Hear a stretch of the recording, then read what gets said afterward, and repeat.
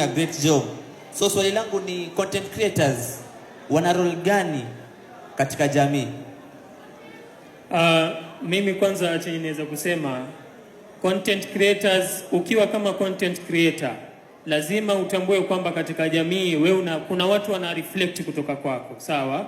Watu wanakuangalia ili wawe kama wewe. Kama pengine kuna mtu amekaa hapa lakini role model wake pengine ni Madundo, hiyo ni role tayari anaicheza Madundo. Kuna mtu yuko hapa lakini anataka kuwa kama Bekaruga, hiyo ni role ambayo kwamba anaicheza. Kwa hiyo kama content creator, wewe ni muhimu kwamba uishi katika msingi ambao kwamba ni wasawa. Kila unachokifanya unakiposti kwenye social media, ni jukumu uangalie, je, hiki kinafunza jamii ama hakifunzi jamii? Kikiwa hakifunzi jamii, basi si muhimu kwa kukiposti. Although pia mimi wanasema, na hii ndio siri ambayo kwamba nawapatia bure ndugu zangu, kwamba content creation na social media haitaki seriousness. Mimi mwanzo nilikuwa kila kitu nafanya nikiwa serious, yani unakuwa serious kwenye zile content zako, lakini nimekuja nikagundua social media haitaki seriousness. Ndio maana ukiangalia content aliyotoka nayo Bekaruga ni kitu cha kipuzi tu, content aliyotoka nayo Madundo ni ya kipuzi, na wengine wote kwa ujumla.